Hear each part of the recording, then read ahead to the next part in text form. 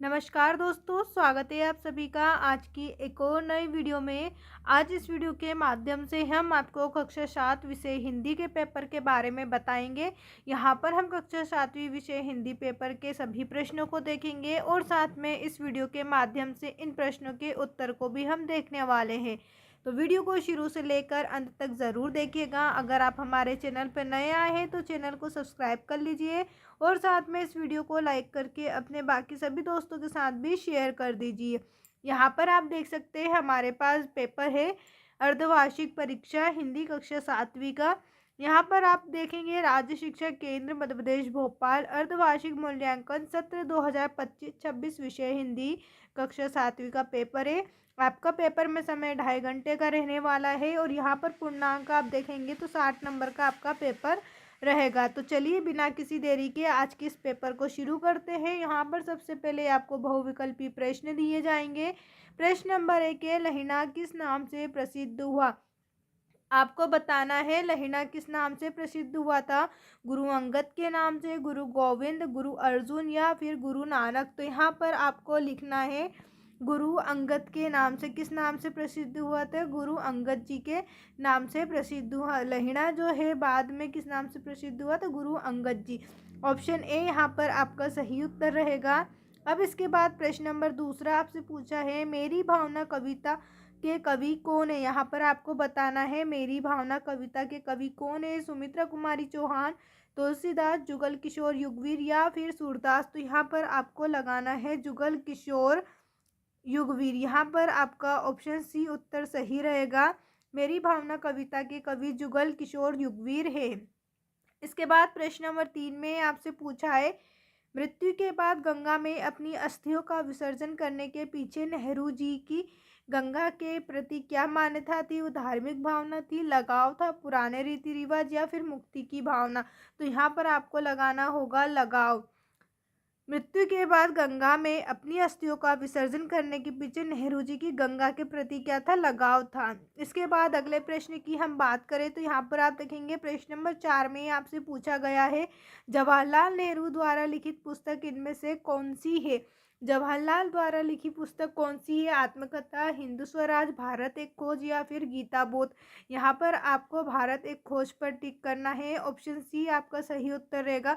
जवाहरलाल नेहरू द्वारा लिखित पुस्तक इनमें से कौन सी है? भारत एक खोज। इसके बाद प्रश्न नंबर 5 आपसे पूछा गया है, मेघ का पर्यायवाची है। यहाँ पर आपको मेघ का पर्यायवाची बताना है। आसमान, गगन, धरा या फिर बादल।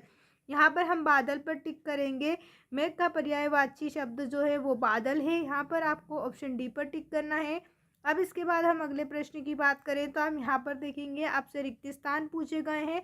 रिक्त स्थान में प्रश्न नंबर 6 में आपसे पूछा है, सामाजिक समरसता प्रेम पर आधारित भाव है। रिक्त स्थान में बताना है आपको समानता। यहाँ पर हम लिखेंगे समानता।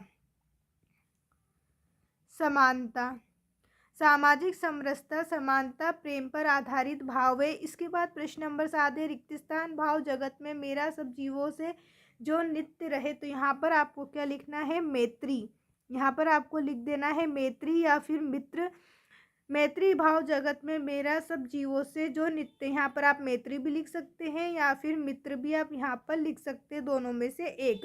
प्रश्न नंबर 8 है, मेहर में का मंदिर है। यहाँ पर मेहर में किसका मंदिर है? तो हम लिखेंगे माँ शारदा।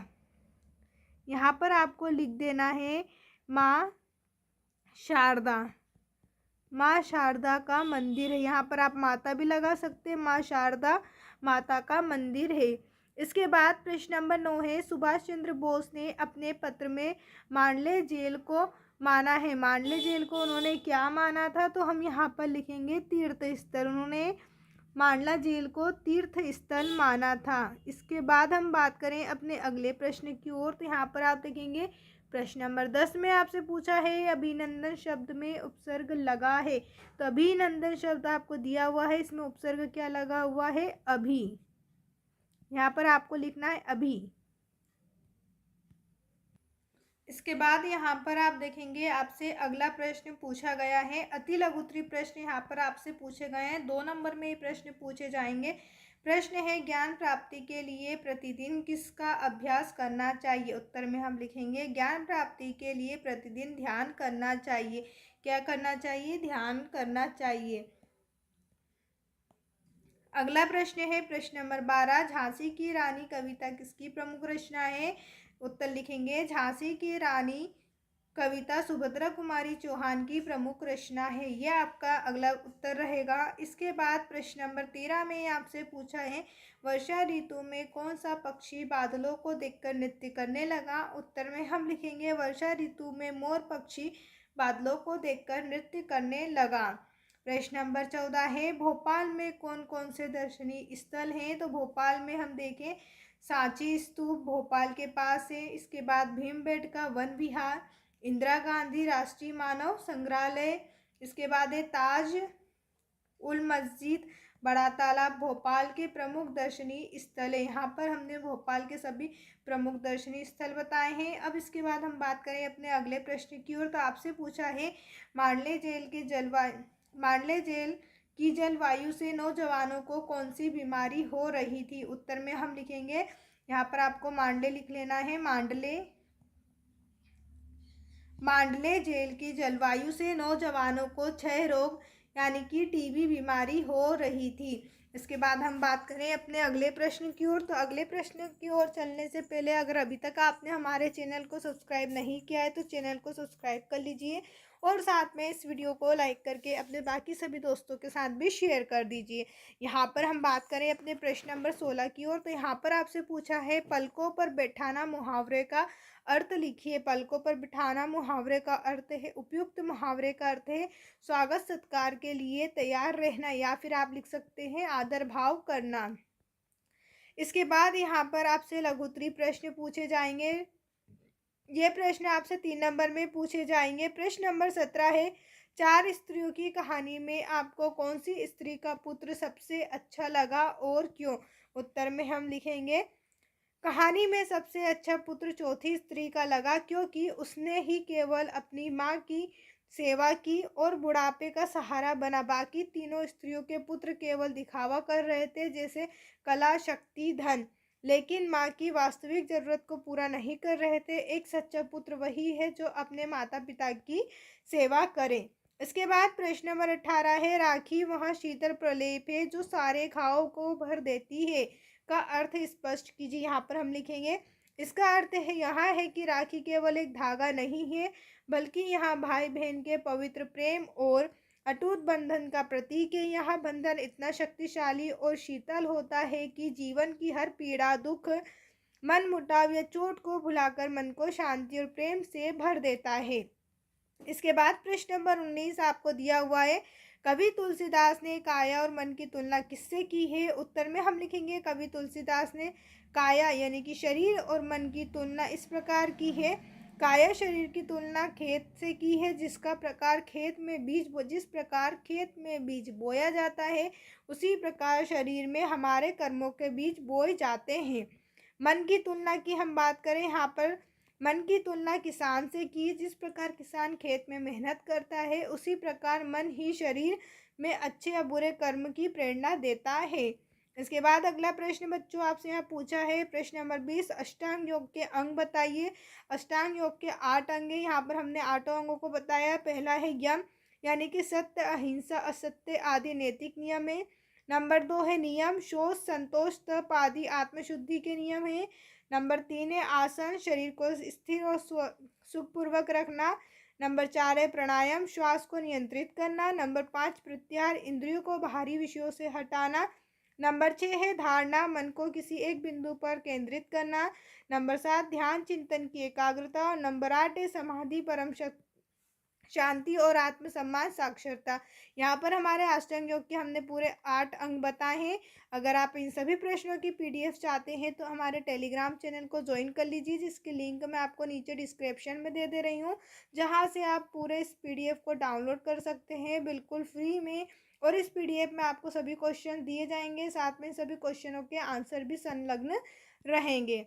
अगर अभी तक आपने हमारे चैनल को भी सब्सक्राइब नहीं किया है तो चैनल को भी सब्सक्राइब कर लीजिए, जिससे आने वाली सभी इंपॉर्टेंट वीडियो सबसे पहले आप ही को मिले। अब इसके बाद प्रश्न नंबर 21 आपसे पूछा है, तत्पुरुष समास किसे कहते हैं, एक उदाहरण देकर समझाइए। उत्तर हम लिखेंगे, तत्पुरुष समास वह समास है जिसमें दूसरा पद उत्तर पद प्रधान होता है और पहला पद पूर्व पद गौण होता है। इस समास का विग्रह करने पर दोनों पदों के बीच कारक चिन्ह जैसे को, से, के लिए का, में, पर का प्रयोग होता है और समास बनने पर ये कारक चिन्ह लुप्त हो जाते हैं।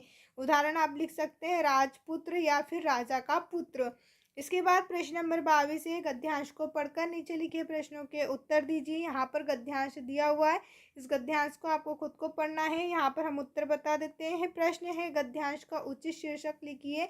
तो यहाँ पर आप देखेंगे विज्ञान की सुख सुविधा की बात की जा रही है, तो यहाँ पर हम लिखेंगे विज्ञान और मानव की अशांति।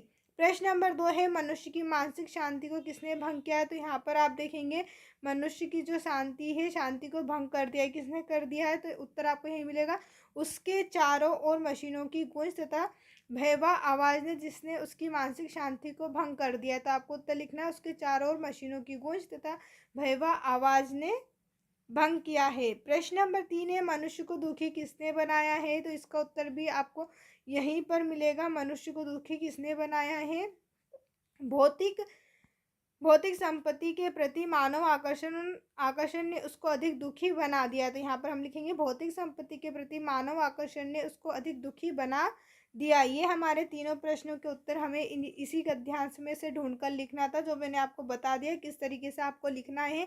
अब इसके बाद यहाँ पर आपसे दीर्घोत्तरी प्रश्न 5 नंबर में पूछे जाएंगे। प्रश्न नंबर 23 है, रहे भावना ऐसी मेरी सरल सत्य व्यवहार करूँ, उक्त पंक्ति का भावार्थ अपने शब्दों में लिखिए। तो यहाँ पर हमें इस पूरी पंक्ति का भावार्थ लिखना है। हम लिखेंगे, उक्त पंक्ति का भावार्थ में कवि कहते हैं कि मेरे मन में ऐसी भावना हो कि मैं सबके प्रति सत्यता एवं सरलता का व्यवहार करूं और जहां तक मुझसे संभव हो सके तो मैं अपने इस जीवन काल में दूसरों की भलाई में लगा रहूं। अगला प्रश्न है, प्रश्न नंबर 24, डॉक्टर अब्दुल कलाम को मिसाइल मैन बनने की प्रेरणा कहाँ से मिली, क्या आप भी इससे प्रभावित है, अपने विचार लिखिए। उत्तर में लिखेंगे, एक बार अब्दुल कलाम ने एक लेख अंग्रेजी समाचार पत्र हिंदू में पढ़ा। उस लेख का शीर्षक था सॉफ्टवेयर, इसका हिंदी में अर्थ हुआ मंत्र बाण। यह एक प्राचीन भारतीय अस्त्र का नाम है जिसका प्रयोग द्वितीय विश्व युद्ध में हुआ था। इस मंत्र बाण ने उन्हें आगे चलकर अग्नि मिसाइल बनाने के लिए प्रेरित किया, इसलिए उन्हें मिसाइल मैन के नाम से भी जाना जाता है। अगला प्रश्न, प्रश्न नंबर 25 है, अपने भाई की शादी में सम्मिलित होने के लिए 3 दिवस के अवकाश हेतु कक्षा अध्यापक का प्रार्थना पत्र आपको यहाँ पर लिखना है। कक्षा अध्यापक को लिखना है, तो यहाँ पर हम लिखेंगे, सेवा में कक्षा अध्यापक महोदय, शासकीय उत्कृष्ट विद्यालय भोपाल, विषय बड़े भाई की शादी में सम्मिलित हेतु 3 दिवसीय अवकाश के लिए प्रार्थना पत्र। महोदय, विनम्र निवेदन है कि यहाँ पर आपका नाम लिखिएगा, जो भी आपका नाम है, जैसे मैंने यहाँ पर मनोज लिखा है, आपका जो नाम है यहाँ पर लिखेंगे। आपके विद्यालय की कक्षा 7वीं या कक्षा 7वीं की छात्र या छात्रा हूँ। मेरे बड़े भाई का शुभ विवाह दिनांक, शादी की तारीख आप यहाँ पर कुछ भी लिख सकते हैं, को निश्चित हुआ है। इस कारण मुझे परिवार के साथ विवाह में आवश्यक कार्य तैयारियों में शामिल होना है, अतः मैं दिनांक से तक कुल दिनों तक के लिए विद्यालय में उपस्थित नहीं हो सकूंगा या सकूंगी। आपसे सविनय प्रार्थना है कि मुझे 3 दिवस का अवकाश प्रदान करने की कृपा करें।